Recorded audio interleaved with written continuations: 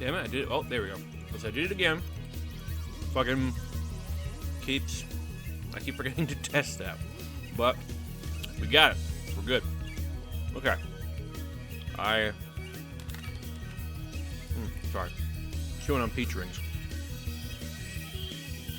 I had like a giant lunch at like 4 o'clock. And that had me full for like the next. I'm still partially full, but I know I needed to eat something before stream so that I wouldn't get hungry halfway through. I'm like, fuck it. So I grabbed a rice pudding and like 2 donuts, I think, maybe 1. And mixing rice pudding and donuts, fucking fantastic. Very tasty. Okay.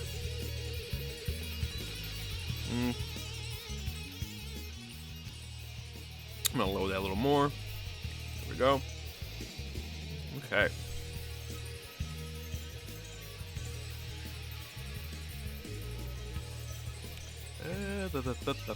Why is that lagging so terribly? Alright. Haha, hello. No, wait, no, not that one. This is Osric Tentacles, by the way. Some wacky psychedelic type shit. Good stuff. And it's surprisingly independent. Came out in the mid-90s, I think? Could be earlier, I don't quite remember, but like, weird shit, but I love it. Okay, so let's return to actually what they cut from Metroid Prime, because I've gone through the first Metroid, I think all 3 of them actually, but I don't know if they added anything, which is what I should say. Stupid sound chip. What the hell? There we go. Alright. Now, Metroid Prime was the return of the Metroid series, which had laid dormant since Super Metroid, 8 years earlier, excluding a few appearances by Samus and some series elements, like in Super Smash Bros. The game was met with plenty of nostalgia when it was first announced, but also a lot of suspicion as the series would take its first steps into 3D first-person adventuring. Yeah, you could call it that.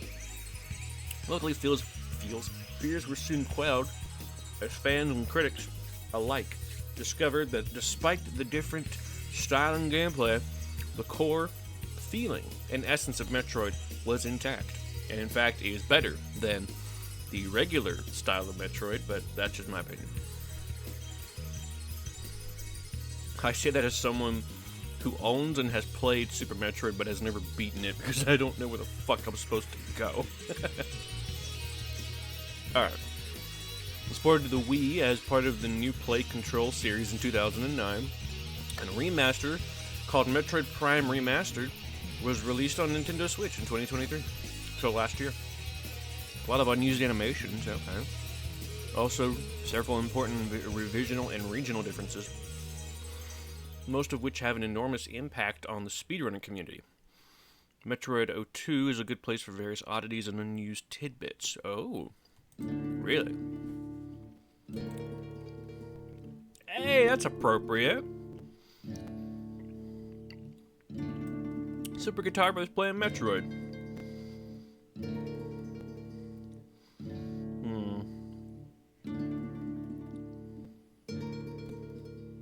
Secret Worlds. Gathering Hall. Other? Baby She-Goth Cannibalism. Wow. Blackout Bug. Climbing the frigate crash site.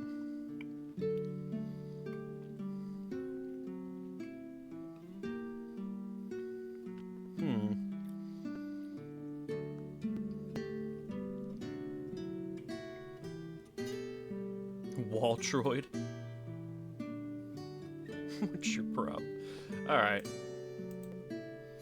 Not too much here that I thought. Not as much here as I thought there was going to be. Alrighty, let's see. Let's check out the prototype, shall we? I'm gonna crack open a G Fuel, which I haven't had one of these in a while, and I'm trying out the Naruto one, which I have had before. I don't know why it says limited edition, dude. This flavor's been out for like 3 years, maybe 2 years. Either way, it's been out for a little while. Ooh, ooh, I like that. It smells like candy.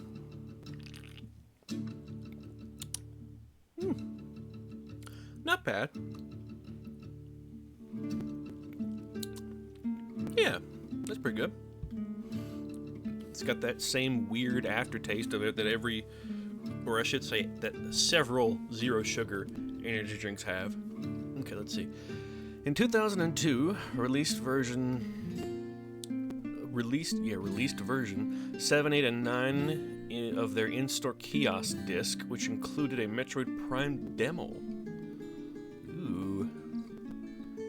Whoa, what the fuck? Aha! Excuse me. An unfinished title screen menu can be accessed when that in the in-game tweaks is set to 0, 0. This title menu uses the rest of the older background videos left in the disc after the ones for the demo finish. The menu is a very bare bones, offering functionality to start a new game or load one of 3 saved games, or change a limited selection of options.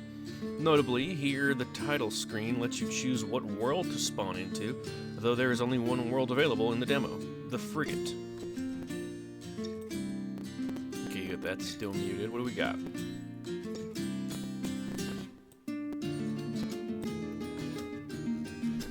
Yeah. Like I said, I have it muted.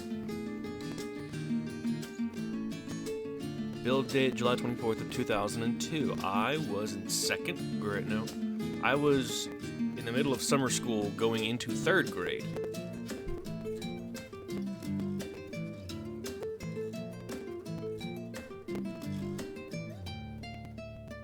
It looks very similar to, there it is. That's early text for sure. Ooh, that just looks like a cancer. Is it like is it like the inside of a Metroid? That'd be cool if so. Turn down those sound effects. We don't need them.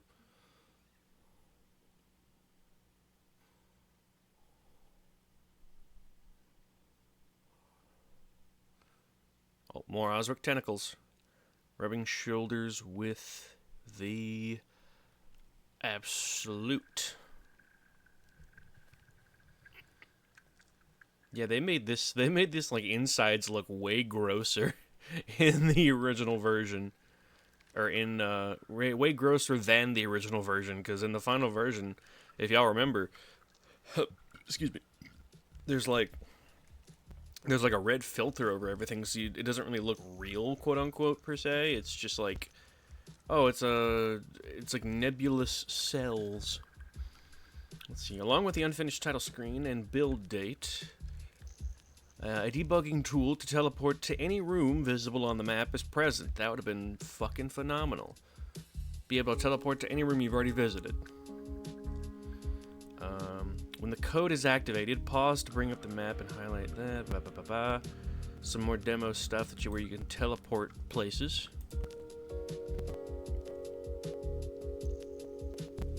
Ooh, I like this. This is very chill.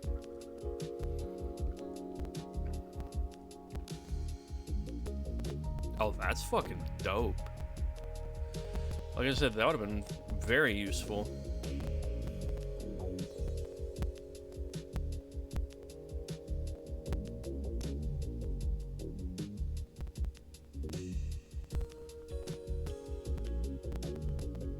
Oh yeah, wait, hold up. Let me go over here. Whoa! I heard the noise, but I didn't see the animation. What was that? What? What the hell? I heard the noise. What's the noise? Why did the follower sound pop off.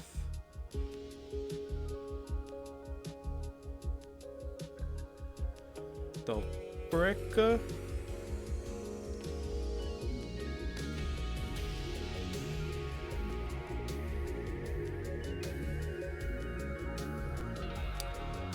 Weird.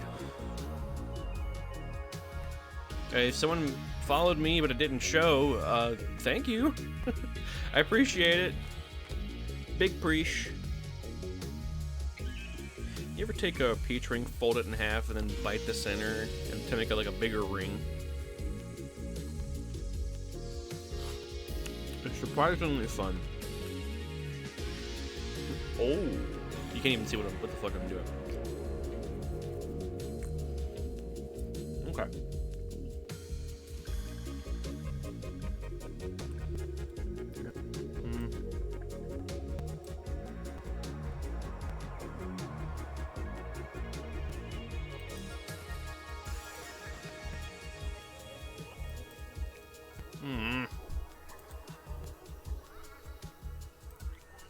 There we go. Okay.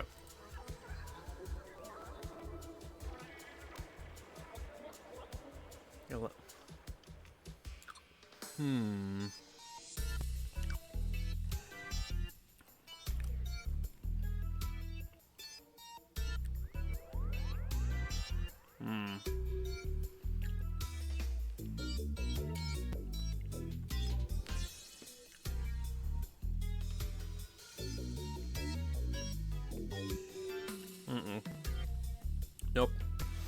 Sorry. Don't mess with NFT. I don't mess with NFT, folks.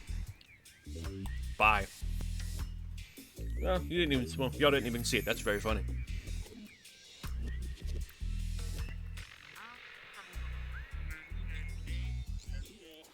What's weird though is like well, y'all didn't see it, but for some reason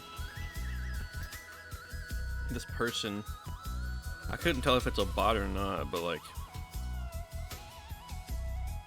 they just followed me on Twitter like as I was talking earlier, and then I get the follow notification for Twitch and I'm like, what the fuck is happening? And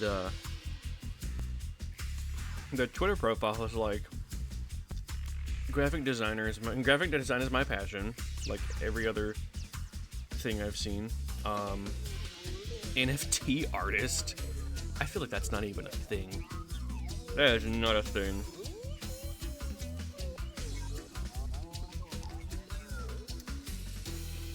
And then like they sent a message on here, like, I follow you on X, hope you follow back. I'm like, immediate suspicion. Immediate suspicion. Anyway. Now, something I noticed. It's like right next to my head. But the beam selection is not colored. In the final game, they're all colored based on, you know, what color beam they are. But in this,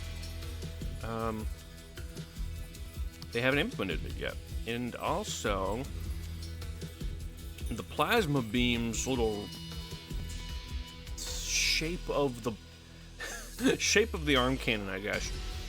The coloring down here looks more like lava as opposed to like the red, the super red color that it is in the final game.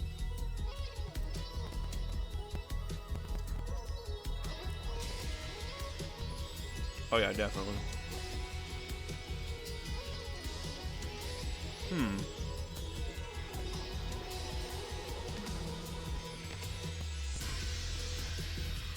The beam looks about the same. The charge shot animation looks the same as the regular beam, not the plasma beam.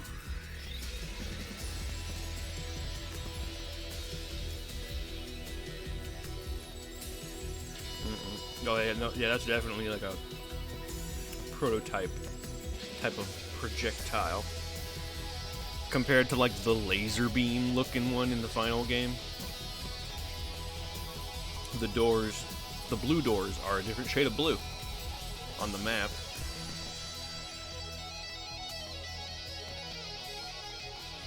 What the fuck? Oh, that's right, they teleported.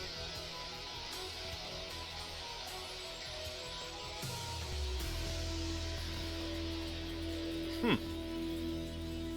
Yeah, see, look at those blue doors. Oh my god, every time I fucking... every time I go to... We'll try it again. Right there. It's a different shade of blue. Closer to purple than, like, that vibrant blue that's in the final game. It's like I said, finding, like, differences between the early and final is so much fun to me. It's like playing Spot the Difference.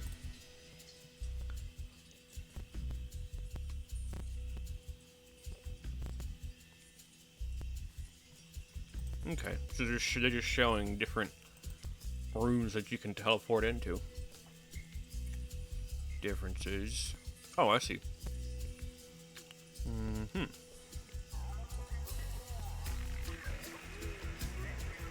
I'm just gonna move this off to the side. Anyway, so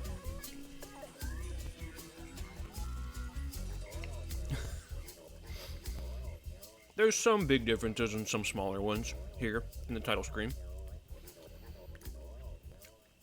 If my head's blocking any of them, I'll move it as I explain.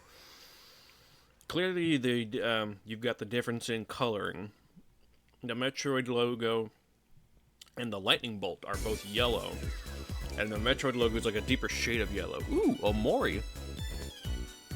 I really need to play that on stream at some point. I have it physically on Switch. It's fucking great. Best 30 bucks I ever spent. Anyway.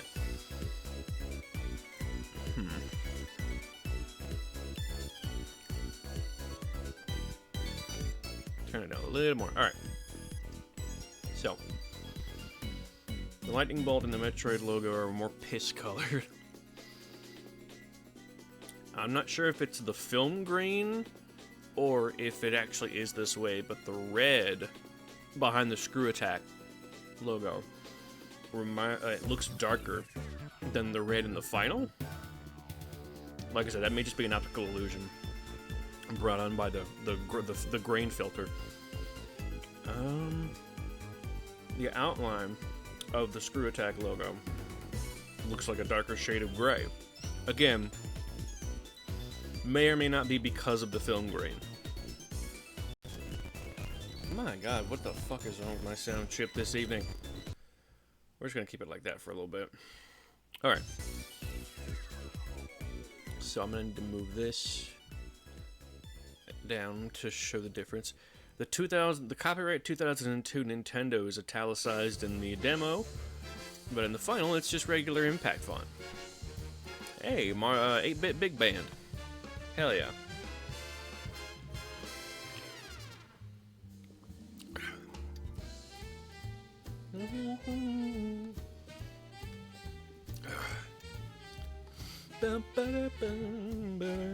Alright.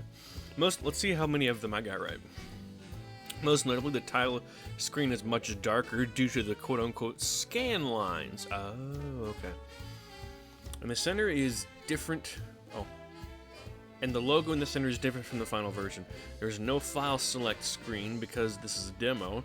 However, videos of the transitions from the main menu to file select screen, etc. to etc. exists in the final game's files. The prototype lacks a save function. All save stations are disabled. Probably so people don't just save their fucking profile in the middle of a demo. Oh, wow. So the pause menu is complete. The pause menu is just a map screen. The Z button is a different shape. Excuse me.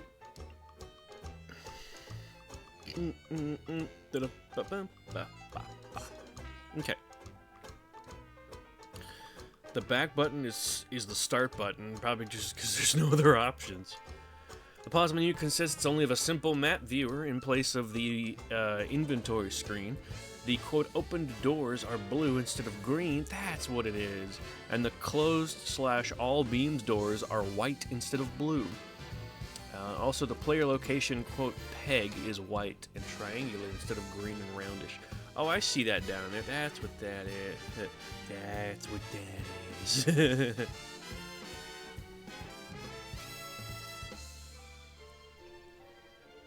Oh, whoa, that world map. Wait, what? That doesn't even show up in the final game. Oh, wait. Key Legend. No. What? I never got to look at that whenever I played. I didn't even know that was a thing. I'm also confused as to, like, why there's that there? I don't know. I'm I'm fucking myself up over here. What the hell? This is weird. But yeah, clearly, like, Overworld is a lot different. Connection to elevator to deck alpha. Oh, this is the Overworld for, I guess, the frigate. The world map in the demo is unfinished and contains remnants of an older world layout for the game. At this time, the world map only contains Talon Overworld, middle, Chozo Ruins, bottom, Phendrana Drifts, right, and Phazon Mines, top. According to the internal rune names, Magmore Caverns was once part of Talon Overworld. It is unknown if the crashed frigate was implemented yet. That's interesting. But yeah, I don't remember ever being able to view it from the top down like that, but again, I never tried. I never looked for a way to. Because I had no clue. Alright, let's see. Oh yeah, this is a better look at the differences in the HUD. So, my head's in the way. Like I mentioned before, the color beam, or rather the coloration of the different beams in your HUD is not implemented in the original. Apparently in the demo you got access to the phase beam early, which that'd have been fucking sweet. Make the game a little shorter either way. But in the final you get just the regular beam. Let's see. This little thingy do up here, I'm actually not sure what that is. But it's lighting up more than the thingy do in the prototype. That's an accurate description, huh? Thingy do. Oh, Sosis. Fuck yeah, I love Sosis. Alright, let's see. The map is not movable from what I can tell, because they're in the same... No, never mind. They're pointed at slightly different angles, so the map might be movable in the demo. Nobody cares, nobody calls no more. I keep dreaming, now you're knocking at the door. Ow, bit my tongue. No missed call, somebody check on me. In the final, the HUD is much brighter, enhancing the 3D effect. That's it, okay. The energy bar was changed with the extra energy tanks and the bar switching places. What?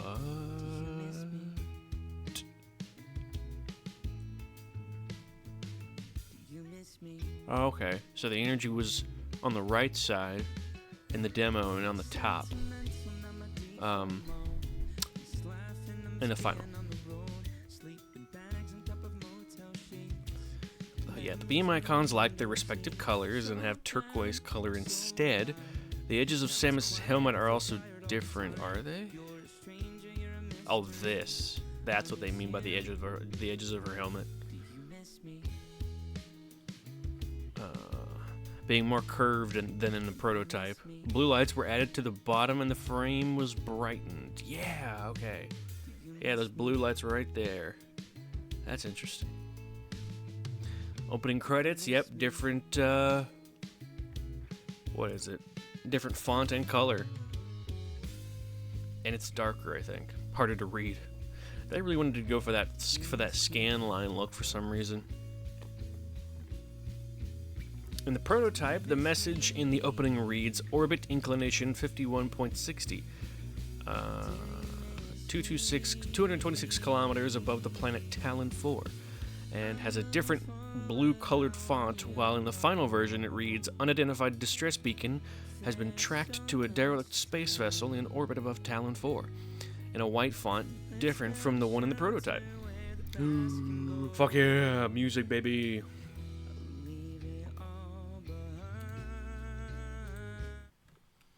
Let's do it. Alright, demo on the left, final on the right. Let's see what we got. Title. Oh, that's already different, yeah. That's missing some of the ambiance.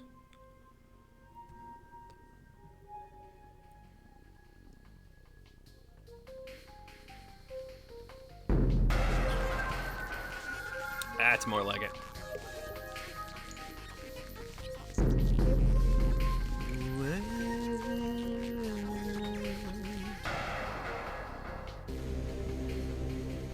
Good shit. I'll turn it up just a little bit.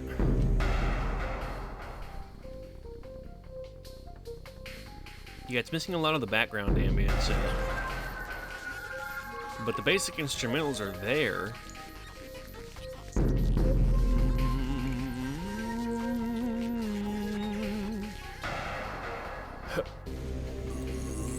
Excuse me. M. Burpee. Boom-cha. Still love that drum, Phil. Boom-cha. Yeah, that's some good shit right there. The vibes are immaculate. Boom-cha. If I had a passion for EDM, I feel like I would incorporate a lot of those digital instruments in my work. All right, and this is the final. There it is. That. Kim Bob, hello. Welcome. It says this is your first time in my chat. Welcome. I'm Kainu. I'm the accidental fusion of a wizard and his catboy apprentice. And via I can't talk right now. Teleportation spell gone wrong. So it's Jeff Goldblum's The Fly, but by way of Steven Universe. And we're looking at what was cut from Metroid Prime at the moment, but if I remember correct, there's not much that has changed since the last time that I looked at this about a year or two ago. So, if we get done with that earlier, we're going to look through what was cut from Wind Waker. Well, welcome. I'm usually playing games on Tuesdays and Wednesdays, and on Thursdays, like today, it's a reading day, where I either look at cut stuff from games or I read books that I love. We recently, on the book reading side, started reading through the light novel adaptation of the original 4-part Dot Hack game series. But yeah, welcome on in. We're listening to the demo and final versions of some of the Metroid Prime music, seeing what the differences are. So far in the demo for the title screen, like, the basic instrumentals are there, but it doesn't have that, like, spooky, electric-y vibe. Like, here's the themes are good books. Hell yeah, they really are good books. Oh yeah. I also keep a VOD of just about every single one of my streams. So if you're curious about what I usually get up to, there you go. And I've even separated them into playlists. My big long-term goal is to play through every single one of my games, the games in my collection, on stream. And I've gotten through my PS2 collection, specifically the shorter games. I'm saving, like, the longer RPG games for, like, their own little marathon. Little in quotation marks. But yeah, it took me like over a year, like maybe a year and a half to get through my entire PS2 collection. And that's even with, like, skipping some of the ones that I wanted to save for their own thing. But right now I'm going through my GameCube collection, and we just beat Metroid Prime last night, and next Tuesday we're going to start Metroid Prime 2. And then after that, we gotta go fast, because we're going to be playing Sonic Adventure DX, Sonic Adventure 2, and Sonic Heroes in that order. So I hope you like Sonic. Alright, so we're looking at the demo for the prologue, which I think that plays like either as you're landing on the frigate in Metroid Prime. So let's see. I like that.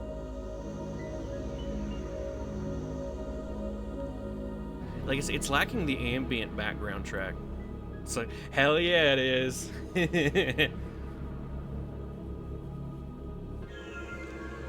Ooh, I like it though.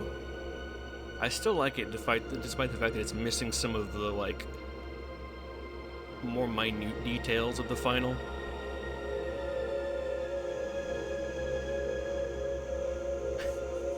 Sounds like the start to a bomb ass breakcore EDM track. All right, let's see what the final version was. You never played Metroid Prime. That's fair. That's fair. Oh, this one. Okay. Wow, that's completely different. Different vibe altogether, yeah.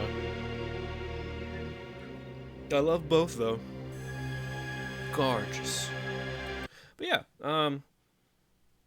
if you're the kind of person who doesn't really mind spoilers or just wants to see what the Prime series is about, that full playthrough is on YouTube if you're curious. And then I have all three of the original Prime games. I've got two on GameCube and then three on Wii, but I'm still working out how I'm gonna play through my Wii games based on my setup here. Because probably gonna have to be like, I know you can't see me, but I'm gonna have to be like turning my chair to the right and resting my arm. Physically, yes. Physically, I do have all three of them. And you can bet your ass I'm gonna buy Prime 4 when it comes out. Hell yeah. Hell yeah. That's like all of my old games collection. All my PS2 game collections physical. Same for GameCube. Let's see. N64, Wii. If I had a capture card for my 3DS, I'd be playing some of those. PS3, PS4, Nintendo Switch, Game Boy Advance, which again can't really do because there's no capture card for a Game Boy Advance, but that's what emulators are for.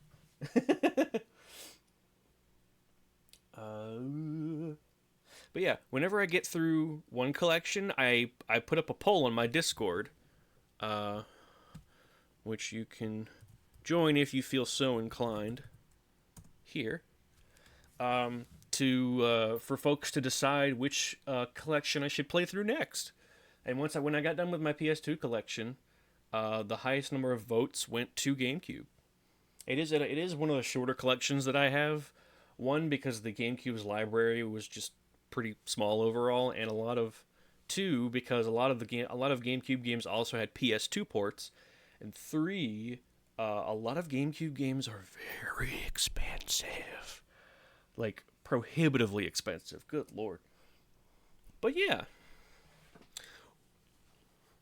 welcome again. I'm gonna have a sip of my Naruto G Fuel, which is just a hilarious sentence to say. Tasty though. Okay. The next one is the Chozo Ruins main plaza. Okay. Oh, okay, I got it.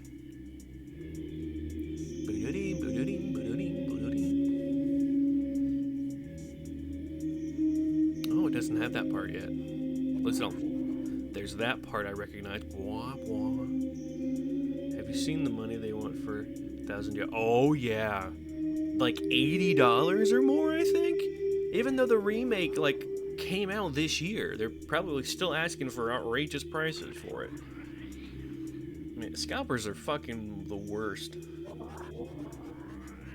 Okay, that's definitely the same. Oops. Didn't mean to do that.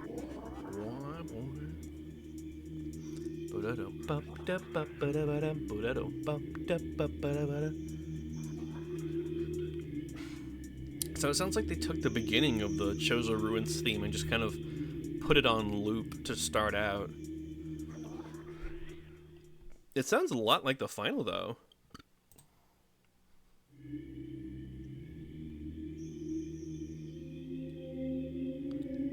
There's a little bit of keyboard that wasn't there before.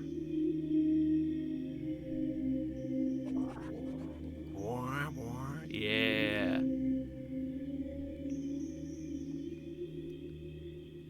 Oh man, I fucking love OST. I love a good video game soundtrack.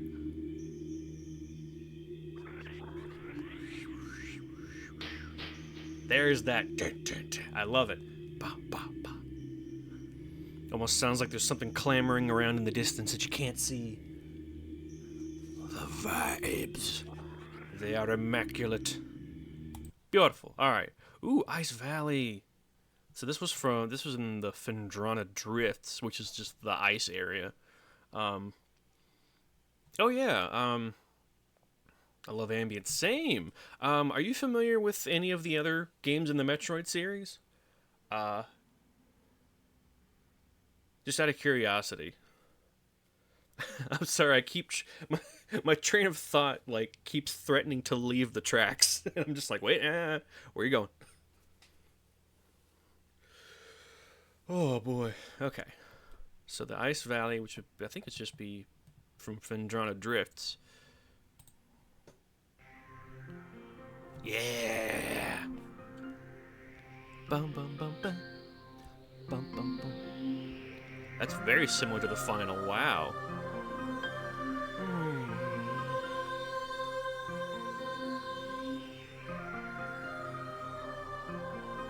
It's missing some of the noises in the background as well.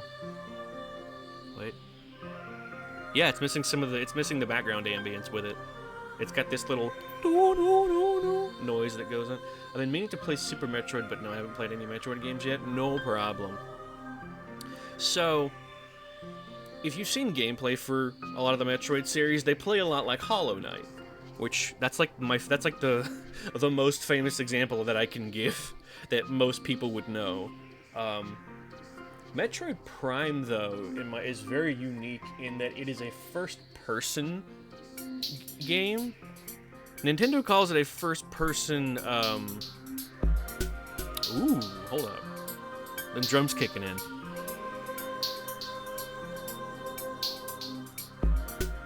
Ooh, these drums either are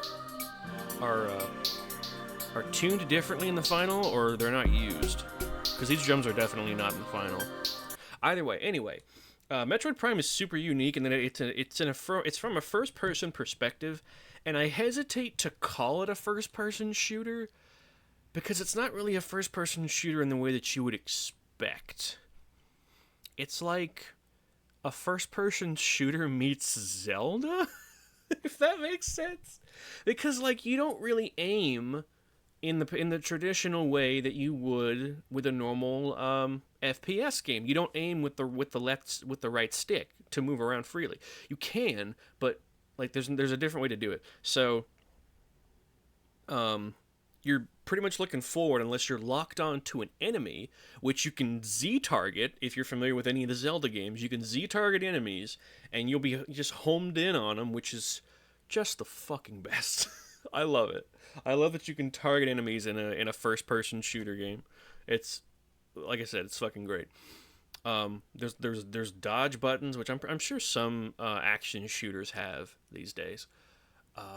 If you want to like free look, you have to hold down one of the shoulder buttons, and you'll be in like free look mode, but you'll be locked into place as well, which can be both good and bad. And then there's a secondary button that you can hold to make it to where you're locked into the angle that you've set.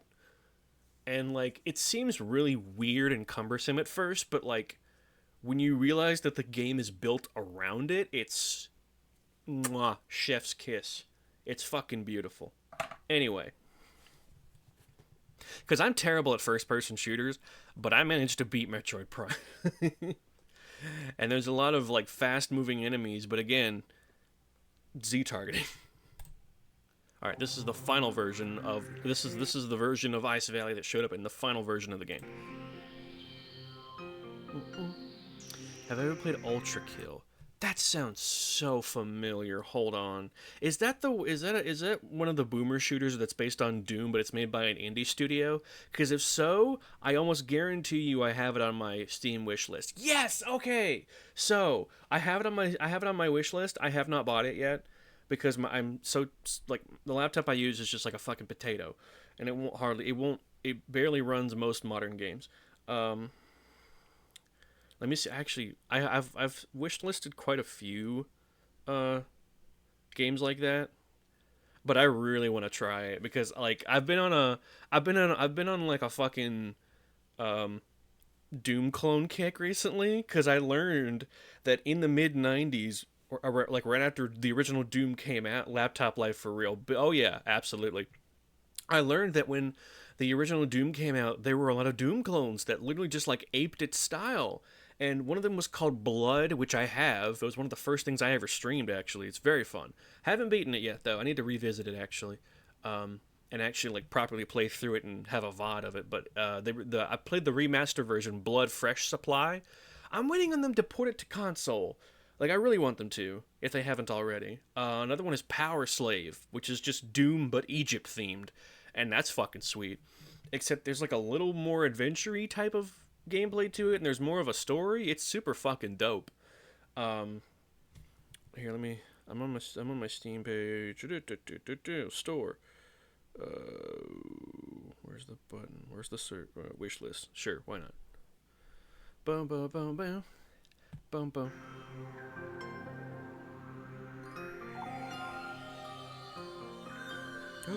I don't have it on my wish list. What the fuck? Hold on, let me search for it real quick. Ultra Kill. Ultra Combo. Oh yeah, that looks a lot like it. Definitely Quake vibes for sure. Oh, Ultra Kill is an auto lock feature, like Metroid. Ooh, that's cool. I like that. Although I wouldn't say it's an auto lock per se. You do have to hold the button down whenever you lock on to creatures, but again, not the point. And also, Metroid Prime feels like an exploration game, if that makes sense. You're exploring a planet and figuring out what the fuck's going on, but also you have to contend with the flora and fauna. Here, hold on. Gorgeous song, and yeah, I can absolutely hear the ambience that they added into the background. You have to contend with the deadly flora and fauna of the world that you find yourself on, and it's like, oh my god. One of my favorite aspects of Metroid Prime that some people would hate, but I love, is the scan visor, which is like so throughout the game you get different types of visors to look through. Your regular combat visor, you get a thermal visor, you get an X-ray visor, but those are later. One of the second visor that you just start out with is called the scan visor, and you can scan objects in your environment, and you get a little blurb about what it is. And there's one for every single plant life and alien like creature you find on the planet that you go to, which is called Talon 4, and it's so fucking cool to read about these animals that like are not trying to kill you out of any sense of malice. That's just how they grew. Like, one of my favorites is called a stone toad, and it just sits there like 24/7 until something that's smaller than itself walks by, and then immediately just like eats it. But if it cannot digest it, it spits it back out. And I don't know if you're familiar enough with Metroid to know about the morph ball that Samus can morph into, but if you roll up to that stone toad in the form of a morph ball, it will swallow Samus. And it's really funny because like I said, it's not actively trying to harm her maliciously. It's just like, food, gulp, but then like it realizes that she's not food, and so it spits her back out, and she takes like a little bit of damage. But there's a point in the game where also they're used to like get up to higher ledges, because you get an item called the boost ball, which basically like makes you roll faster, and you go on these half pipes and you get some air, and at the top of this ledge on like a second level there's a stone toad, and if you leap up to it in the morph ball, it'll swallow the morph ball. You have to kill it from the inside by dropping a morph ball bomb inside of it, but you use a creature in that world to help you get to other places. It's so fucking sweet, dude. It's so toit. I love it. I'm also really hoping they port Metroid Prime 2 and 3 to Switch, because it would be really dumb if they just remastered the first one and not the other two. I'm rambling now, but you get my point. Fucking gorgeous. Alright. I also play independent music on here whenever I'm not listening to soundtracks. I have a whole streaming playlist that's nothing but independent artists, video game soundtracks, or independent label musicians, because 9 times out of 10, YouTube does not care. They'll identify it, they'll be like, oh, there's some copyright stuff on there, but the owner doesn't care if it's on here. I'm like, fuck yeah. Alright, anyway. But yeah, this is a band called Sosis. Ripped Sounds. Ooh.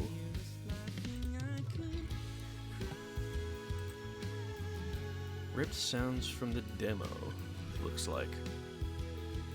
Okay, so we're at 52 minutes, and the ad usually... I should go play Metroid Prime. It sounds sick. It is sick as hell, and you don't even have to understand the previous games in the series, because for whatever reason, the entire Prime series takes place between Super Metroid and Metroid Fusion, if I'm not mistaken. Because there's like a Metroid timeline that's like roughly cohesive, and you don't really have to. And the Metroid Prime storyline is its own like self-contained story. There's a few like references to previous games, like in Prime you can activate this big old 3D map of the solar system, and you can scan each of the planets to see what planets they are. And one of the planets that you scan is the planet that you visit in Super Metroid, called Zebes. It's just like a nice, cool looking like through line. This is Sleep Makes Waves with their song Menthol. As to which version of Prime to play, I don't know. I haven't played the remake or / remaster because I already have the original on GameCube, but like my presumption is whichever's cheaper. Because they did make a Wii version. They put all three of them in a Wii version, but that's very hard to find and it's very expensive these days. Let's see. The plasma beam doesn't make a sound when shot in the demo. However, its sounds are still in the game. Let's hear some plasma beam sound effects. That sure is one. Yeah. It's so weird to hear sound effects isolated by themselves. Yep. That's pretty dope. I have a solution to the problem, and it starts with a P. It starts with a P and ends with a har har fiddle-dee-dee. I mean, hey, if Dolphin works on your laptop, go for it, bud. But also, like, Metroid is such an underrated, either that or overlooked series. Like, every other new game that's come out in recent years has practically saved the series from just being defunct completely. Because if it hadn't been for Metroid Samus Returns on the 3DS, which is a remake of Metroid 2, like, I don't think we would have gotten Metroid Dread or Prime 4 that we're getting soon. So all I'm saying is if you really, really like Metroid Prime, consider getting it on Switch if you have one. If not, don't buy a whole ass console just for one game. But yeah. Ripper. Road Ripper. Oh yeah, exactly! Exactly. Big sigh and a forlorn glance at F-Zero. Because I actually have F-Zero GX on GameCube. I played it a little bit. It's very hard. Like the story mode is an ungodly amount of hard. I also have F-Zero X on the Wii Shop. I don't have it on original N64, but I do have it on Wii Shop. Both games are fucking great, but you know they didn't sell well enough, and so Nintendo's like, well, I guess people don't want this. Now, granted, they brought it back in a like sort of a weird way with F-Zero Infinite or something like that, where you're just like playing the original SNES version of F-Zero against like 100 other players. That does not interest me at all. All right. Even though you can hack this into the final game, its sounds exist in the demo. What the fuck is the Ripper though? I think it's one of the animals that you come across. I think the last thing we got from the series besides Smash is the minigame from Nintendo Land. Yeah, I wouldn't doubt it.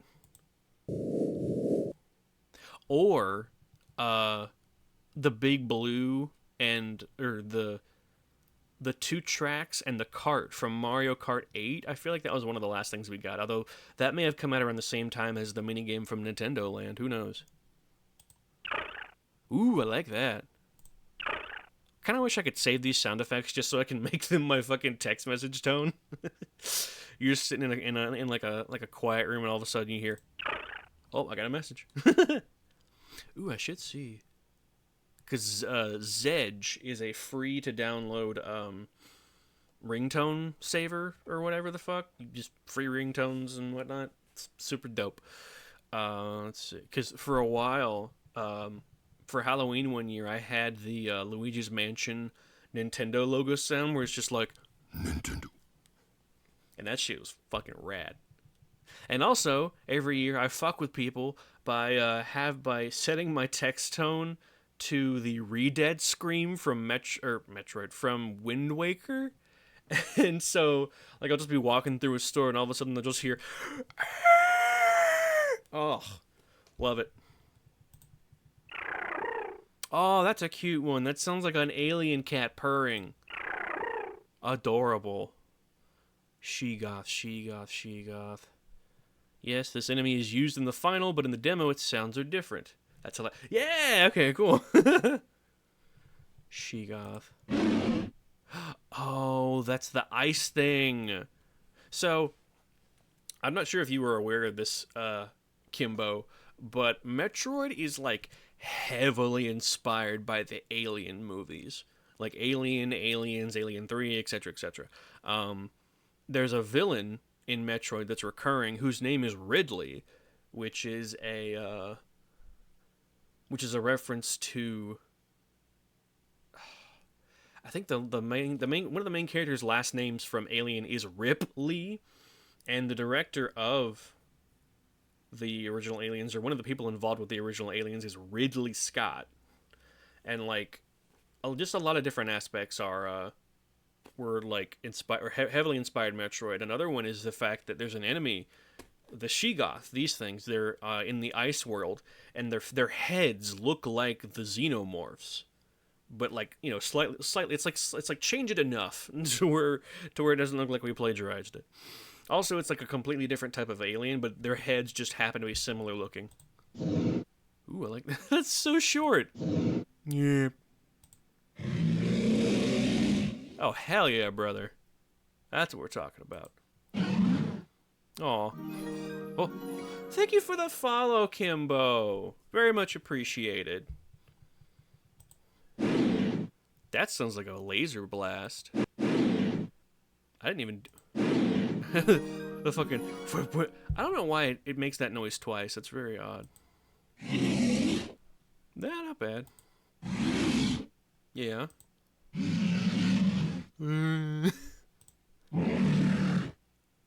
That one's pretty good. It almost sounds technological. That sounds like a fucking... like a lion or some shit. Or a tiger.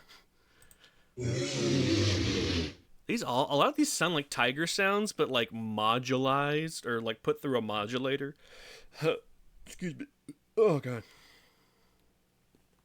Though unused, its sounds still exist in the demo. A sova.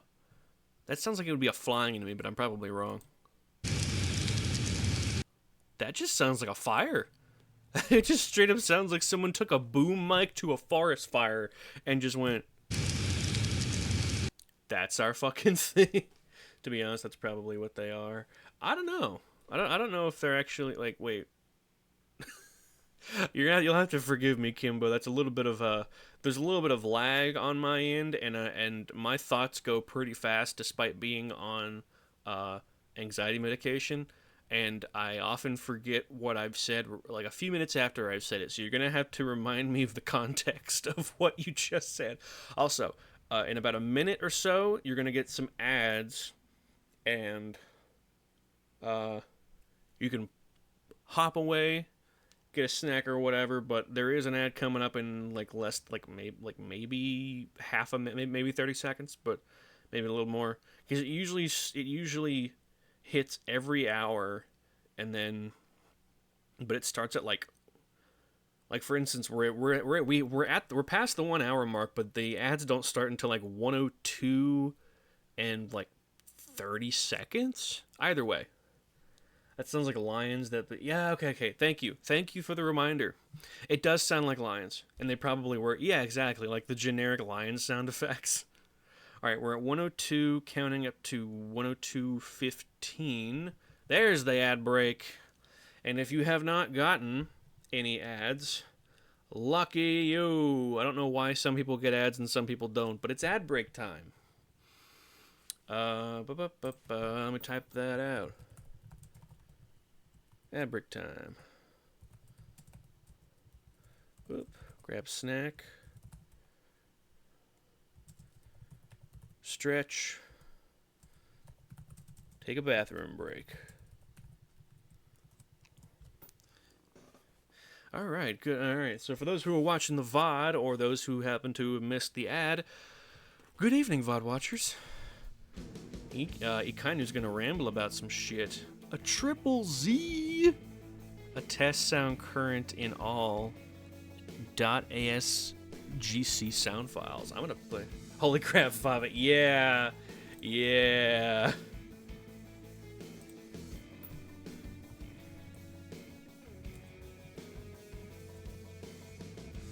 Instead of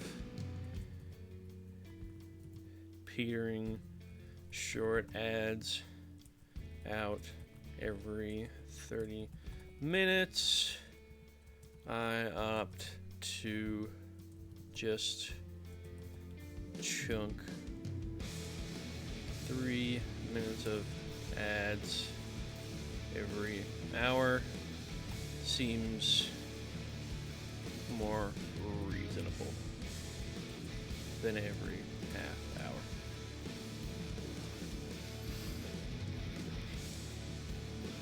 Okay, yeah, like, I don't know, there's something very annoying about an ad every half hour. So I just get them all out of the way. And plus, like, you know, if enough people see the ads on my stream, I'll get a little bit of a payout. Gets me one step closer to the edge, and I'm about to break. No, it gets me one step closer to be able to do this as a career. I would love to be able to ramble about my my autistic special interests for a living. Are you kidding me with that? That'd be fucking amazing.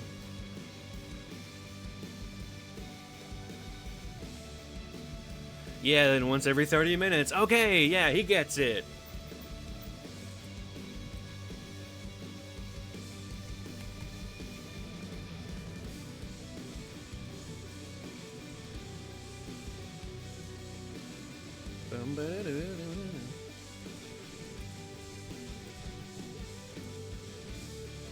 To ramble.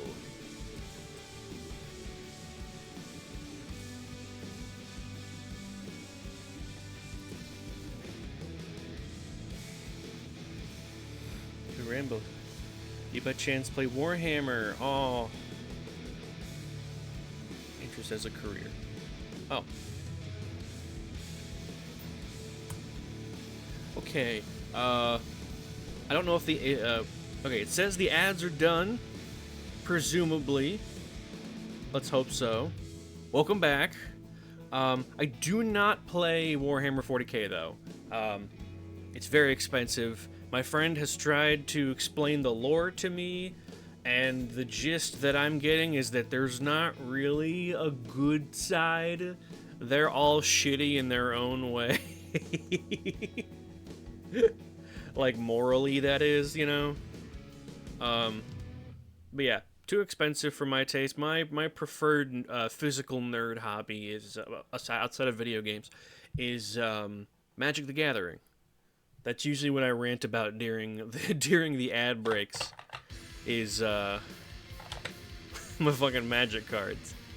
Love Magic very much. I was taught how to play it in 2014, but didn't actually get into playing it with anyone because no one that I knew actually played it until 2020, right before the fucking pandemic, hilariously enough. But these days I have a regular group of friends that I play with. Yeah, buddy! Hell yeah, dude! So I've been meaning to... There was a time whenever I played MTG Arena on stream, but it kept slowing down my streams and I couldn't hardly do it. Ugh, excuse me. MTG Arena is fun, but it's pretty limited. Although I have been getting into playing Cockatrice, which is the free online alternative to MTG Arena, where you can just play any format you want, with anyone you want. I don't play it too much, but I do have a deck build. Hell yeah! If you're curious about getting into other formats, I personally play Commander the most, which is a 100 card format. One card is... Oh, hold on, I have to sneeze. Damn it, I didn't hit the fucking mute button in time. Oh, hell yeah, dude! Ugh. Ugh. Please tell me I'm not the only one who has to burp after he sneezes. Because if not, I'm gonna have to see a doctor about that. Because for whatever fucking reason, after I sneeze, I burp, and I don't know why. Ugh. It's very weird. Oh yeah. Let's see what this triple Z sound effect is. I don't burp, I just make gurgling noises. Okay, it's like similar to that, but it feels like a burp coming up. I guess it's like a sound test. Oh, yeah, right there, a test sound. Damn it. I still got the burpees from sneezing. Okay. So that was the prototype for Metroid. Oh, no, we're still in the things to add. Beams. The ice beam. Alright. Oh, yeah, this is some instrumental black metal by Blut aus Nord. Good stuff. Alright, now let's see. All beams in the prototype vary somewhat from the final version. The ice beam takes longer to start charging. It takes approximately 2 more seconds to start, which kudos to the person who figured that out. Samus starts in the frigate equipped with the ice beam. She does not have this beam here in the final. Additionally, its position is on the right, where the wave beam would be in the final. I like the part in Warhammer where I get to roll 200 d6 at the same... Jesus Christ. I don't think I've ever met anyone with that many d6, let alone rolling them at once. Ugh. Oh yeah, the other thing that I partake in, like, bi-weekly is Dungeons and Dragons. I have a Sunday group that meets every other week, and it's really fun. It's really fun. I'm currently running a build that I based heavily on a Magic the Gathering card. You need that money to get anything. You need that money to get anything done in a reasonable amount of time.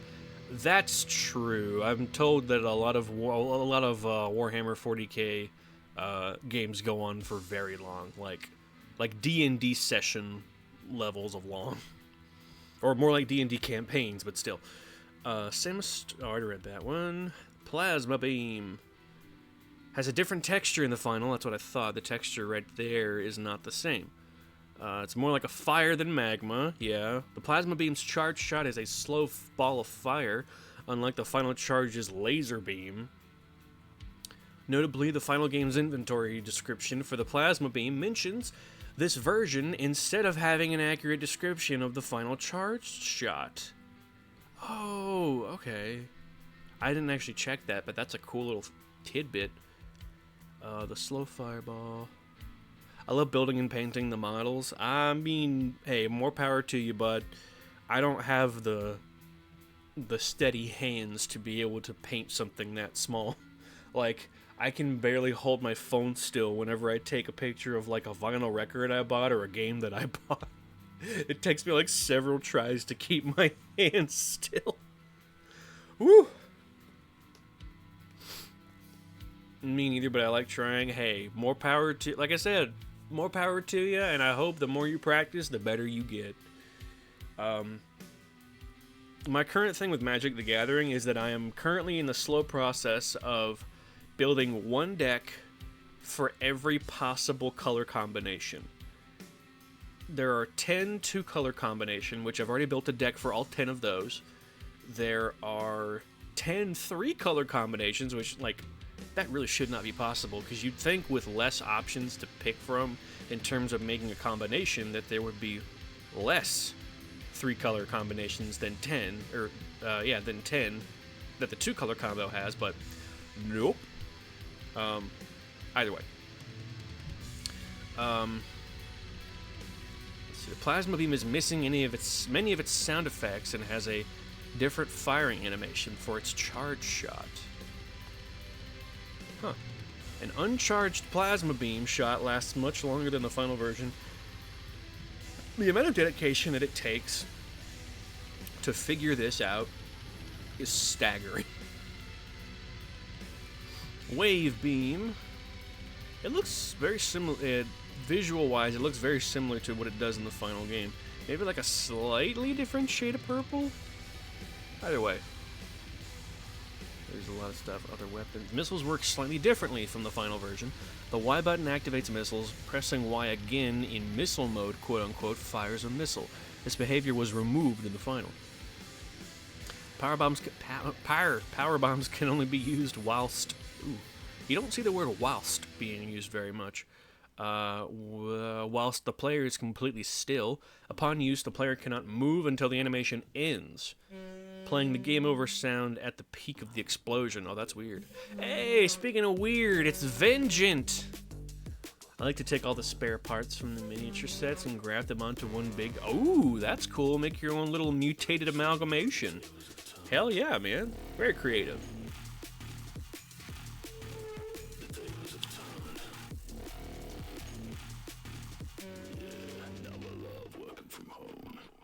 Hell yeah, brother.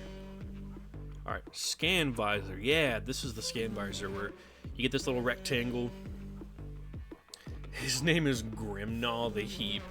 That's very funny. Because there is a Magic the Gathering card called Grim Grin, who is a Grim Grin, Corpseborn. He's a zombie. And he's a legendary creature, and he's the commander for my blue and black zombie deck. And that name made me think of him. And honestly, the way his ability works, it is very similar to what you're doing with those parts. Because you sacrifice another creature, and he gets a +1/+1 counter. Which, to me, flavor-wise, could be interpreted as him killing people and grafting their body parts to himself. Even though his art doesn't really show that, but it gives me that vibe. Either way, scanning takes a fair amount longer in the final. I mean, I wish he was shorter in the final. All scan points use the orange icon, whereas the final has both orange and red points. His name, oh. If I brought Grimnaw into Games Workshop, my head would be on a spike in minutes. Oh, I mean, well, wait, is it because like a lot of those parts are like expensive? Because if so, I get that, but hey, if you got the money to spare, go for it. Whoa, that thermal visor looks way different in the demo. The thermal visor uses a different palette from the final, consisting of colors ranging from red to blue, whereas in the final, the background colder objects are purple and the hotter objects are orange and yellow.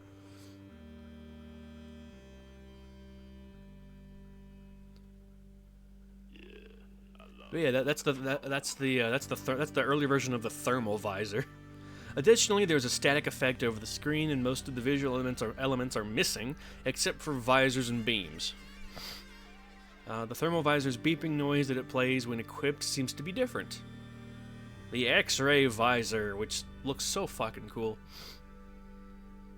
has an old runic, ancient circular look. Yeah, it kind of does. It's somewhat different than the final. The X-ray visor targeting reticule is always visible. Also, the roundish dashes around the reticle move left and right around the reticle depending on which way you turn the visor. Oh, that would have been kind of cool, but I feel like that would have been a little too distracting personally. Hey, it's Covet! Oh, I love Covet. They're a chill, instrumental, like proggy-esque sort of vibe. Yeah.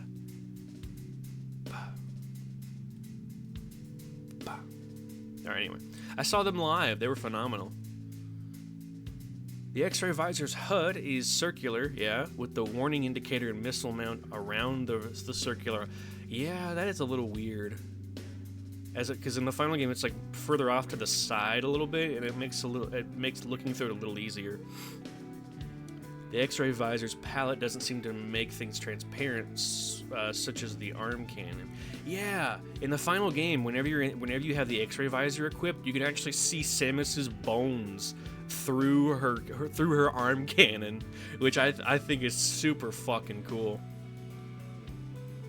And also, if you look at her arm in the final version, you see how these are like hands in different finger positions.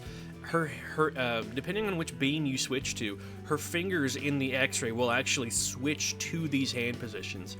It is wild. It is wild. Especially for GameCube. Like, this is 2002, but like in the final version of Prime, you have moments where, like, when light is reflected, you can see Samus's eyes through the reflection in her visor. Steam and fog will like obscure your vision for a little while if you walk through it too long. It is crazy how much detail they put into it. Early title screen. Present in the video's directory is an unused movie of what appears to be a very old main menu screen loop. Ooh. Was ist das? Oh, it's only 2 seconds long? Oh, well, you know. Very weird, but I like the look of it.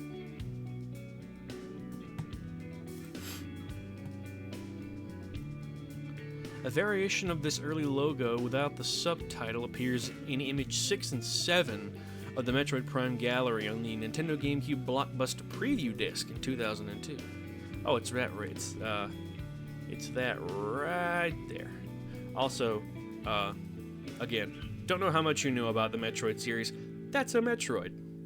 They're little globule jellyfish-looking guys that suck the energy life force, quote-unquote, from any living thing that it can get its little nubjules on. And that's just the baby form. They get more and more creepy as they grow older. Hell yeah, the Skyrim soundtrack, fuck yeah. Be right back, I need to go swap the laundry around. No problem, Kimbo. Kimbob, excuse me. Kimbo B.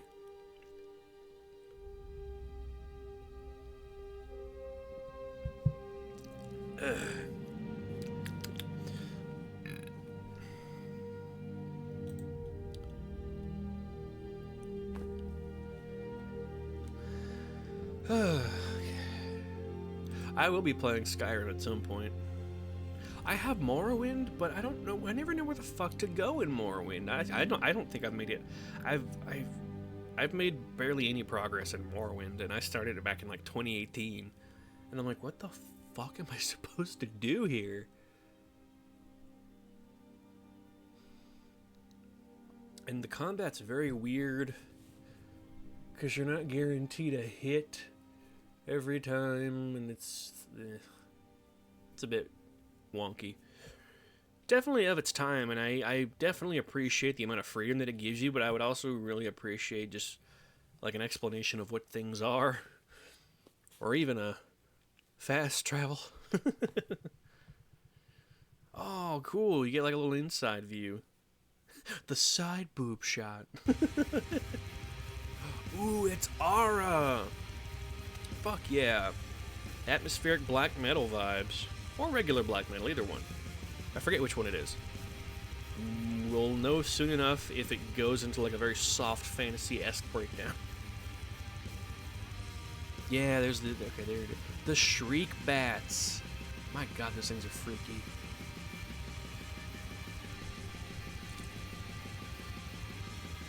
That's fucking rad as hell. Ooh, I should check the Metroid wiki to see if they have,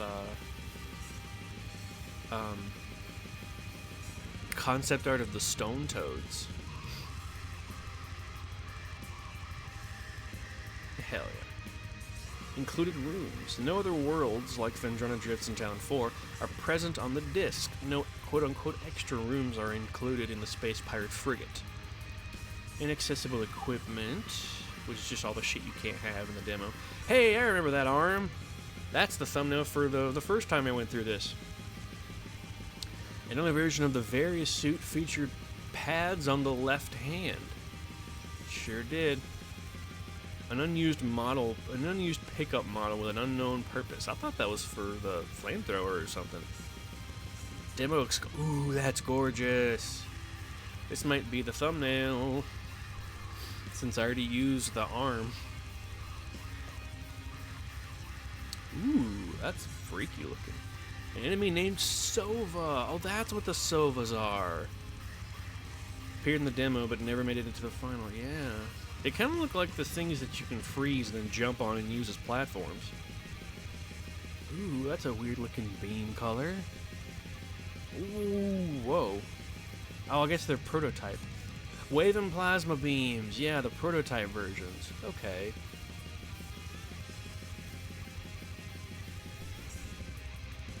Inventory screen. Full walkthrough with all items. This video comes with a full walkthrough with explanations, and it's been privated. That sucks. Demo only glitch in biotech room. So we're just going through glitches. Okay. Back we go. Whoa. I know Kung Fu.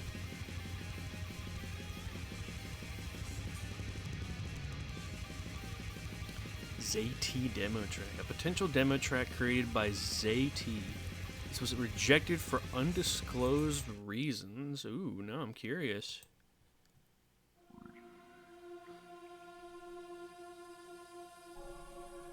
Definitely fits the vibe, though.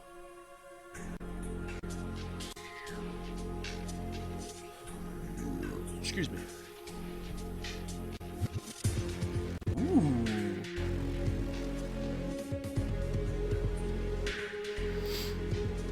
I dig it.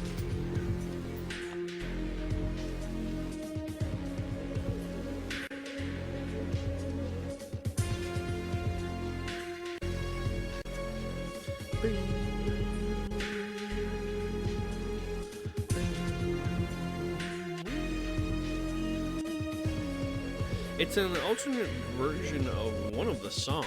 I forget which one. Petty Council of Innovation. Impress me.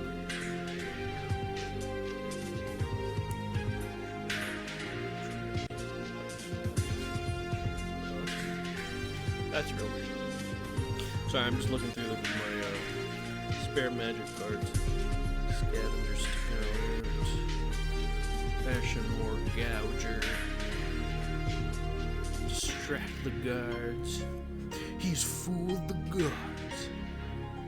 Hey, Roshan, Hidden Magister.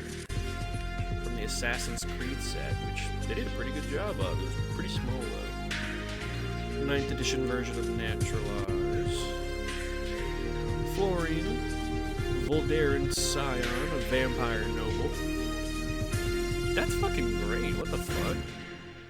I wonder why that was rejected. That's fucking awesome. Intangible virtue. Yeah.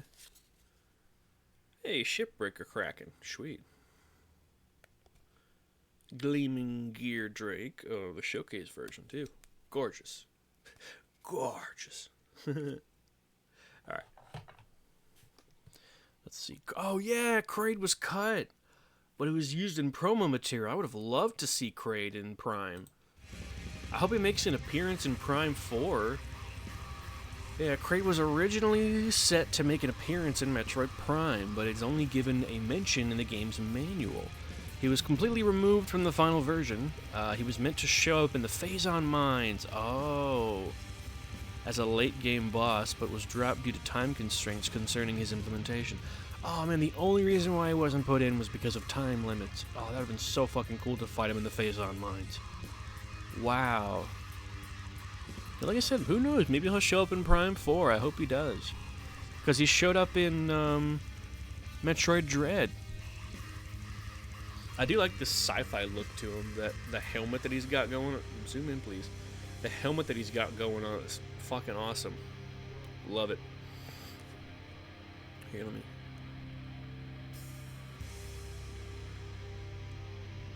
Okay. There we go. Right there. Thumbnail. Alright, cool. We got it. Complete. Thumbnail complete. That's cool art, though.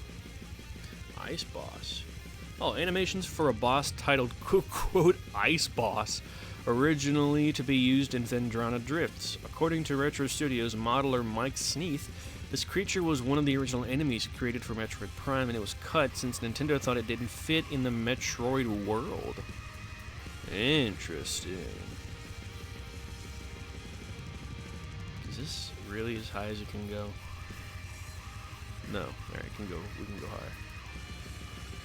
Really? Wow, that's not great. Here, hold on. Yeah, I get it. It looks more like a Monster Hunter monster, and I don't even play Monster Hunter. But it looks very much like a Monster Hunter creature. For sure, absolutely. Very much Monster Hunter vibes. Oh, cool. It shows the way his model was created and whatnot. Oh, the walk cycle. That's cool as hell. Yeah, I get it.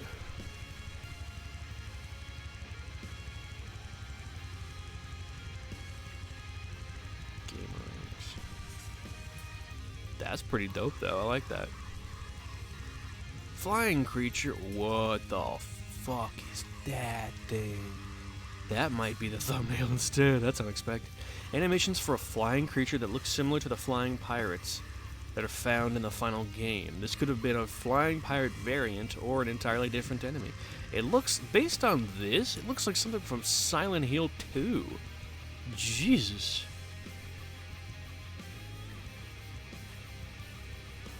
That's crazy looking.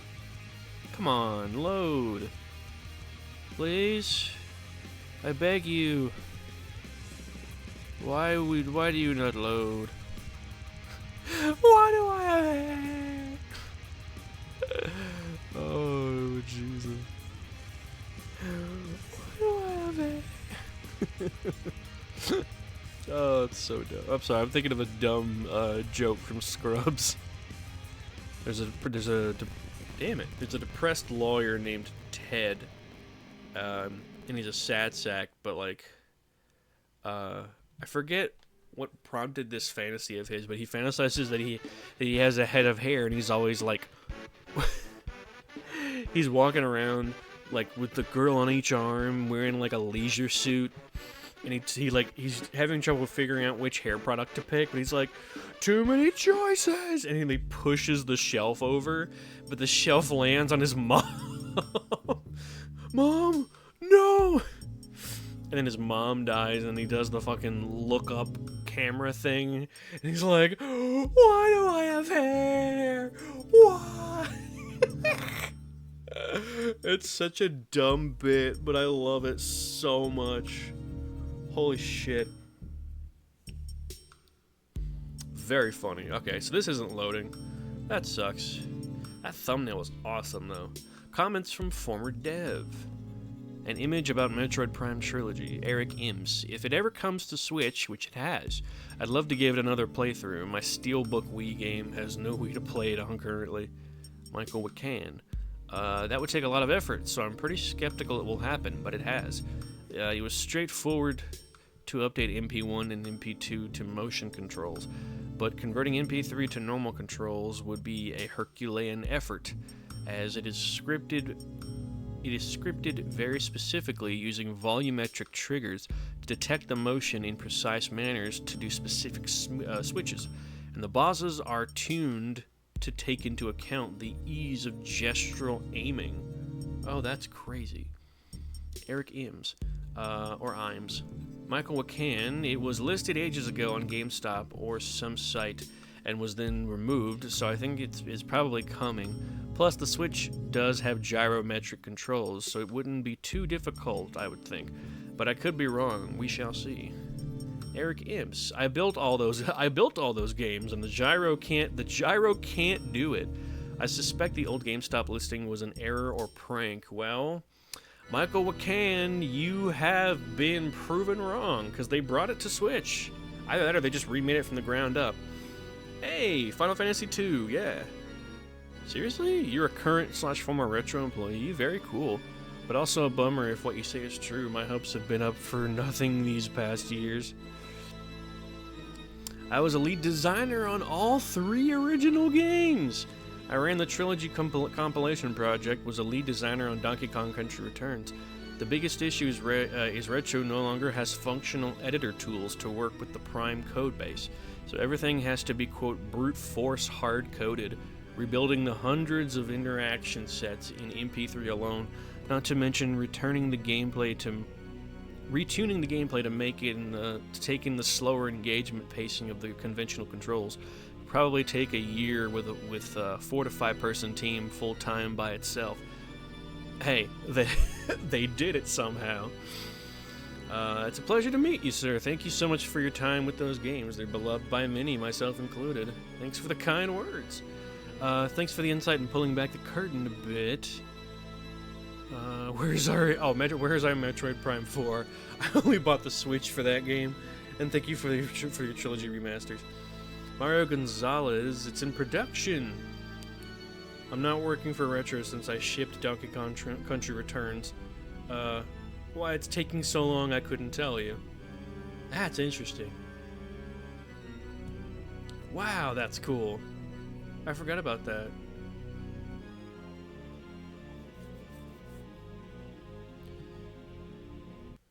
Version differences, including fixed bugs and broken sequence, text differences. Ooh, Aberoth, fuck yeah. Including pirate data and Chozo lore, unused layers. Oops. Oh, we both have layers. Oh. You know, not everybody like onions. Oh my god, that's a lot. Oop. Hey, I remember these. Unused scan images. A scan image of what seems to be a shine-sparking Samus. Yeah, the super speed. According to an interview with Retro Studios, the Speed Booster, and by extension the Shine Spark, were planned to appear in Prime, but due to a difficulty implementing them, they were scrapped. Similarly, scan images exist for the Spring Ball, as can be seen in the scan image collage in the concept art gallery. Samus would later acquire this ability in the Trilogy/Wii de Azobu version of the game alongside the bomb upgrade. A Ripper, Road Ripper, an unused enemy. Oh yeah, it's the 3D version of those things that you can turn into platforms.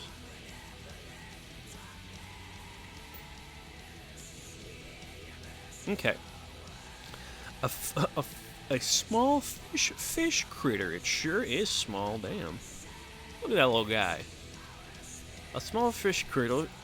Several of these creatures can be found throughout the Phendrana region, notably in the Phendrana Canyon, where 3 of them barely visible can be scanned without an image underneath the ice ramp, and in the research lab Hydra, where an unfrozen specimen can be found sitting on a table next to some explosive crates. That's hilarious. Samus' monologue. Present in the ISO is the narration by Jennifer Hale. Yeah, the voice actress of Samus in all 3 Metroid Prime games. She doesn't talk in Prime, I don't think. Oh, but she does the noises, though. I doth have returned. Hello, Kim Bob. Welcome back. I'm just about to play an unused audio monologue that was spoken by Samus' voice actress for the Prime trilogy. Her name, Jennifer Hale. I think she's a pretty prominent voice actress. 10 years ago, below the surface of planet Zebes, the mercenaries known as space pirates were defeated by interstellar bounty hunter Samus Aran. Descending to the very core of the pirate stronghold, Samus exterminated the energy-based parasites called Metroids and defeated Mother Brain, the leader of the pirate horde. But the space pirates were far from finished. Several pirate research vessels were orbiting Zebes while Samus fought on the surface below. After the fall of Mother Brain, the ships escaped, with the hopes of finding enough resources to rebuild their forces and take their revenge. After discovering a possible pirate colony on planet Talon 4, Samus has again prepared for war, hoping to end the pirate threat forever. Hey, That's a pretty good summation of what happens in Super Metroid and the setup for Prime. Also, that her voice gives me like big ASMR vibes, like the tingly. Like I could see that being spoken through like the the ear-shaped microphone. That'd be cool as hell. The narration at the beginning of Metroid Prime track in Super Smash Bros. Brawl is based on this. Suit voice, intense heat readings detected behind this door. This message, which appears in text form in the final game, was, did you know you can buy your own grenadine and make Shirley Temples at home? I made a Shirley Temple. I forgot what grenadine was, but yes, I have heard that you can buy it. I I haven't made any mixed drinks in a while, but whenever I do, it's just for taste. Like the closest, like the furthest I'm gone in terms of mixing drinks is like pouring a little bit of Apple Crown Royal in a cup of like Sundrop, or various other sodas to see how it tastes. All right. This message, which appears in text form in the final game, was apparently intended to be voiced as well. Interestingly, this voice clip is unfiltered, unlike the others. Intense heat readings detected behind this door. Aw, that's adorable. Phase-on charge beam sound effect. For the phase-on beam exists in an AGSC file labeled phase-on gun. In the final game, the phase-on beam can't be charged. Holding A simply rapid fires it. Oh, yeah, okay. I remember. I bubember. Ooh, unused textures, unused textures and models. Oh, that's a gorgeous one. Oops, I think I accidentally... Yeah, okay. Didn't mean to do that. I meant to just open it in a new tab, but that's a gorgeous looking color. I love... Really? There we go. Yeah, there we are. That is gorgeous.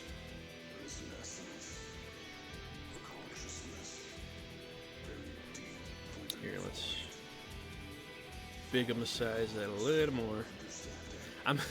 I'm busy figuring out which images to make for the thumbnail for the VOD. That'll do it, yeah. I love that fucking color though. That's gorgeous. The like dull gray, almost purple shoulder pads with the seafoam green outline. Whew. Great stuff. Love it. Oh yeah, there's the morph ball and that fucking texture that I love so much. Okay, yeah, so we've looked through a lot of these before. Road Ripper. Oh, there's the Ripper. And it was going to be used for grappling. Now that's a cool idea, but I guess they couldn't quite get it implemented right. Put a big red circle around it and then put a big red arrow pointing at... Do you see it? Oh my god, part of me wishes I had the technical know-how to implement that, where like it would, the red circle and the arrow would just be put on either my face or a random part of the screen, complete with sound effect. I fucking love that so much. It's so silly. Super Metroid. Yeah, do you see it? Oh, it's silly. Alright. This texture can be found in every Metroid pack. It's technically used by an FRME file. Excuse me. Although it never seems to appear in normal gameplay. Unknown what its purpose is or why it was removed. Yeah, it's just a little sprite of a Metroid from Super Metroid. Of the Super Metroid. Anyway. Alright, so that is it for the Prime game, for the original Metroid Prime. Let's take a look back at Wind Waker to see if we missed anything from before. F11 TCRF pages. Ah, yes, here it is. Unused rooms.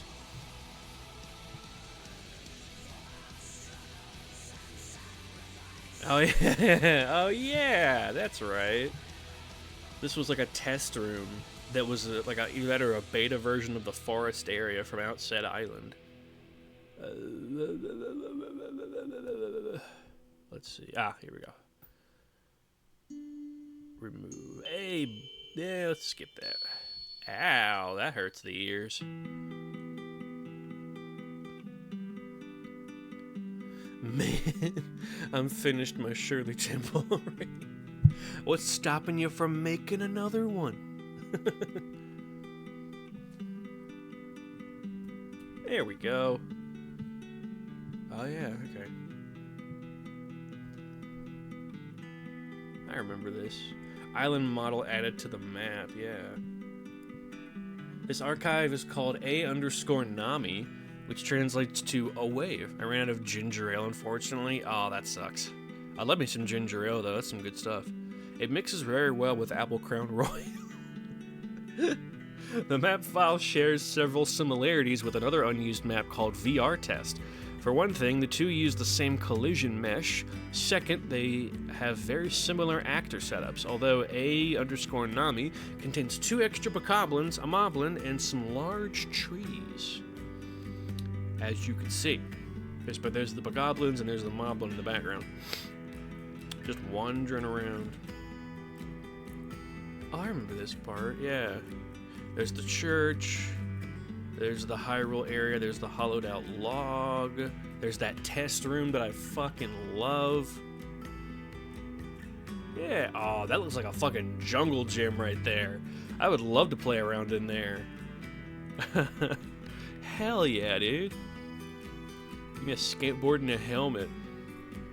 I can't do an ollie, but I can air off of that cube into the water. Jump off, do a Christ air. Oh man. Great Sea conceals a featureless invisible plane. Not so.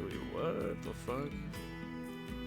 Notably, the water is transparent, yeah, an exception to the opaque blue of the water in the final game. There's also walkable terrain at the bottom of the pool. This may have been used to test the water boots, an item akin to the iron boots from Ocarina of Time that was ultimately cut from the game. The Great Sea conceals a featureless invisible plane not so far below the surface of the water. Using cheat codes, it's possible to walk on it. That looks like a set of a crazy Japanese game show. It does! It really does! Like, I don't know if you remember Most Extreme Elimination Challenge, also in Japan known as Takeshi's Castle, but like that looks like something from Most Extreme Elimination Challenge. Good evening and welcome to a Most Extreme Elimination Challenge. I need to watch more of that. Last I checked, it was on Tubi for free. Ooh, Savage Labyrinth's final room early. This archive is called Cave 06. It contains what appears to be an early version of the Savage Labyrinth's final room. In the final version of the area, a treasure chest holding a piece of heart sits in plain sight. However, in Cave 06, Link is required to play the Wind's Requiem to make the chest appear. Okay. Ooh, it's And So I Watch You From Afar, a really cool instrumental math rock band. Love these boys.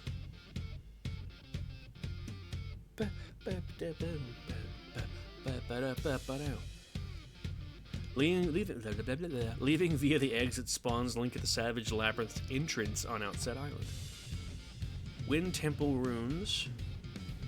This archive is called Cave 8. It contains early versions of 3 Wind Temple rooms with darker, flatter lighting. The game's map select refers to the archive as Makar Kidnapping Test, hilarious out of context, indicating that it was likely used to test Makar's kidnapping by Floor Masters. And I fucking hate the Floor Masters in Wind Waker. God damn, they are quick.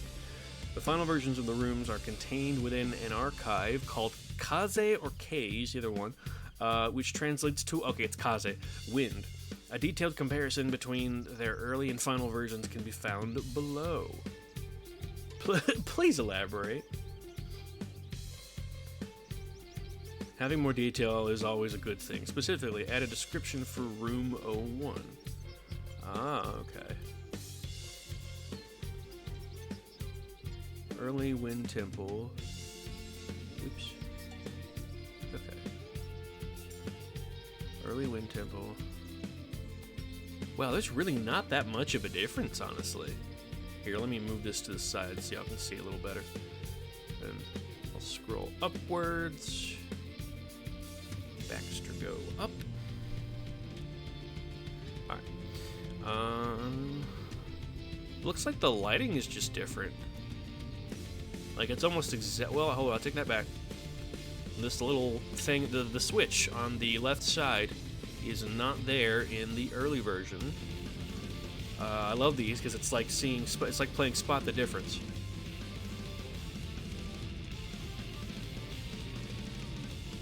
Oh, the mini-map is different as well. In here it shows the actual shape of the room. Oh, the switch on both sides are gone because there's one right here and then one that's supposed to be right here. I think that's it on the right side though. Yeah.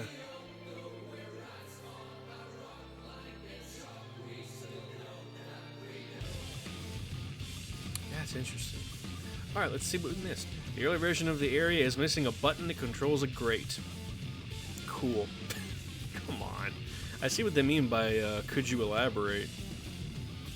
Or please elaborate. Room 2. Look at that face. Look at the face on that boy. Ooh, Star Fox 64 theme.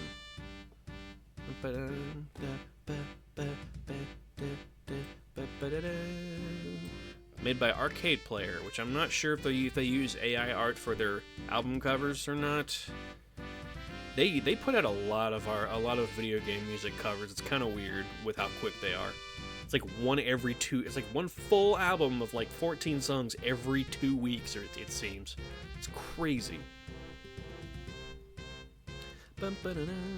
Cave 08 versus Kaze.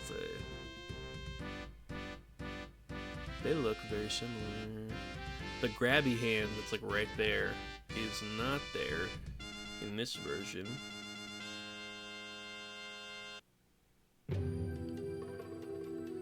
Ooh, Shadow of the Colossus OST. Fuck yeah. Most obstacles, such as the P-hats and the spinning blades on the room's outer edges, are found in different locations in Cave 8. Oh, okay.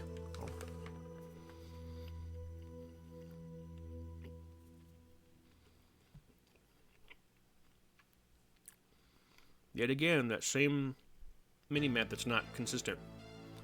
Hey, RuneScape music. Just a heads up, Kimbo. I don't know why I keep calling you Kimbo. Kimbob. My reading streams are usually shorter because it requires me to talk much more. And so, my reading streams on Thursdays are usually only about 2 hours long, give or take. So, we will be ending stream in here in about 15 or so minutes.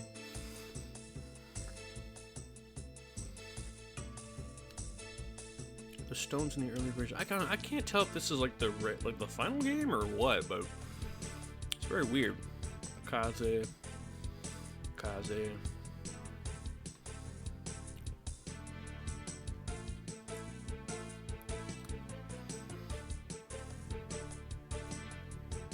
Sure, Sam it is.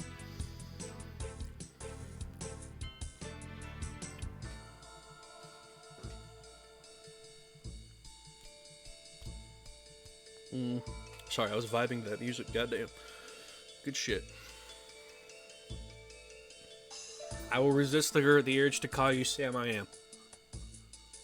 Or Samwise. My brain does a lot of word association stuff. One person I know, like, I met the first person that I've ever met in my life named Carson, and the first thing that popped into my mind was Carson Daly, and I barely know who that is. I think it's like a talk show host, but point is, brain make word association. Anyway,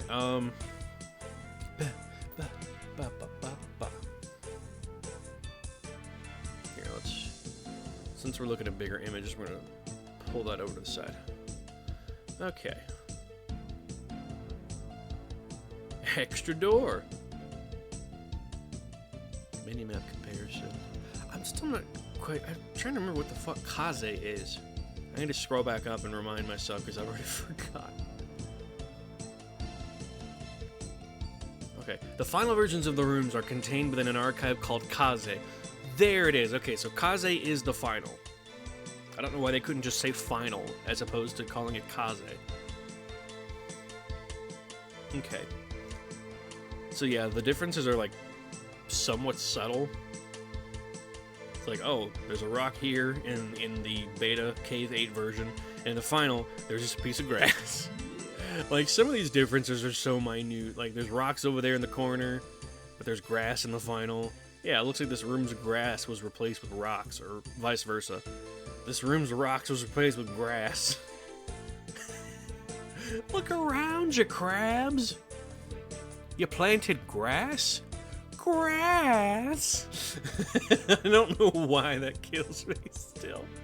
Oh, I need to sit down and actually, like, fucking marathon SpongeBob again. I haven't watched that show in, like full episodes in years. Oh my god. And why aren't you in uniform? Alright. Why is it in a cage? Because it growled at me. Oh, there was a switch on top of the windmill in this part of the... Oh, I didn't realize that.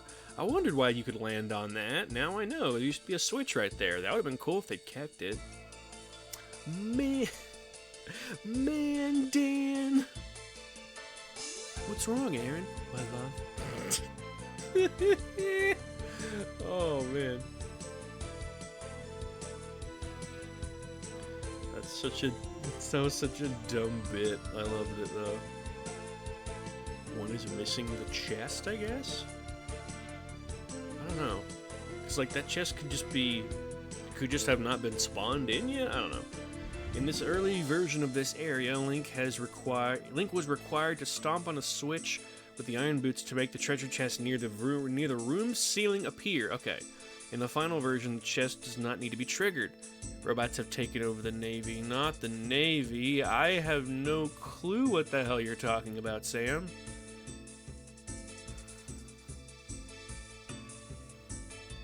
But I hope you will be okay.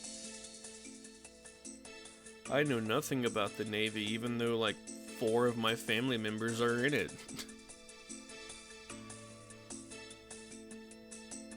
He got his eyes closed. Oh, there were Makar tree switches. Oh, yeah! Oh my god, I forgot about that line. As soon as you mentioned SpongeBob, I was like, oh yeah, not the Navy! Oh my god. Like I said, there's so many parts of that show where unless someone mentions that it's from SpongeBob, I'm like, what? And as soon as they say SpongeBob, I'm like, oh yeah, that fucking scene. Oh my god. And some new memory for my laptop. Ooh, it's Smooth McGroove. Hell yeah, he's doing Final Fantasy X music. Oh, I love a lot of his album covers just feature him or his cat. And specifically, Volume 7 features his cat, and I love his cat. His cat is a baby, and we love the baby. Meow, meow, meow, meow, meow.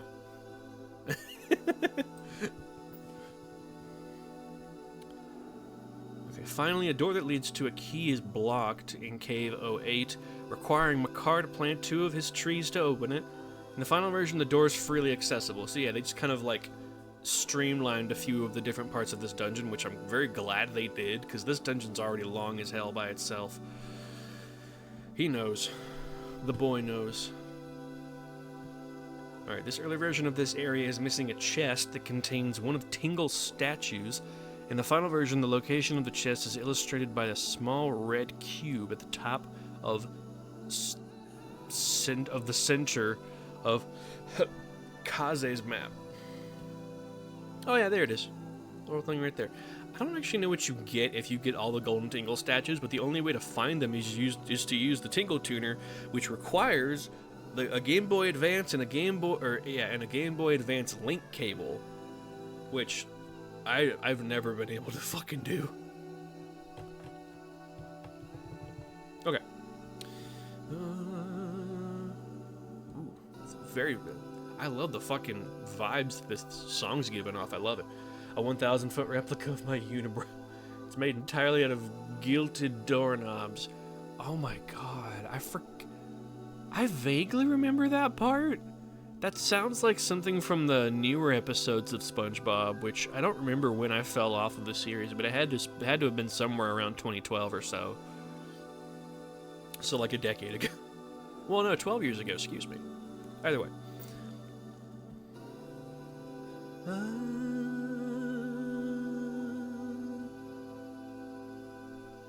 Damn, he can hold a note. Good for him.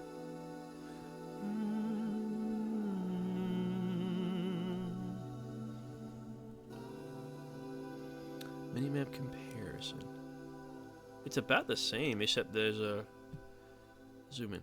There's a rupee where a compass is in the final, and that's it. Pretty much it.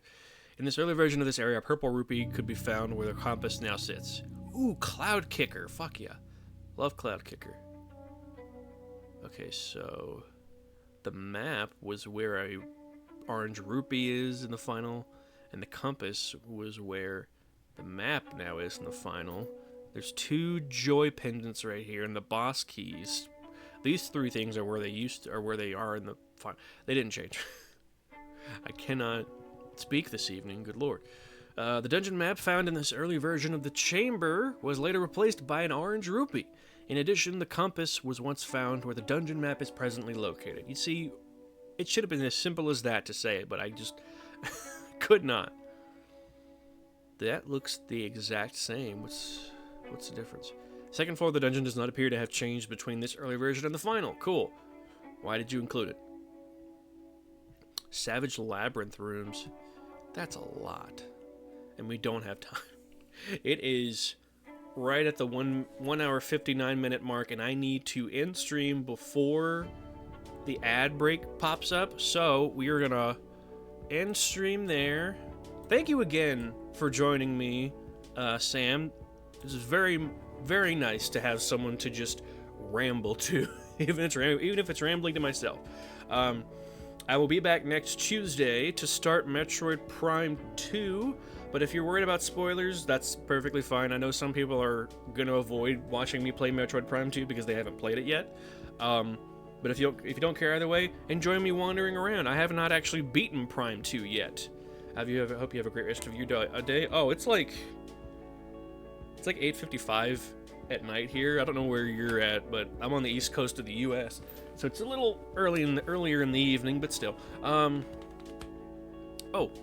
and some streamers, for whatever reason, require you to have like 2 people in your chat to be able to raid them. I don't know why, but let's see who I'd like to raid really quick. And also, I'm gonna end the VOD recording right here. Bye bye, VOD watchers.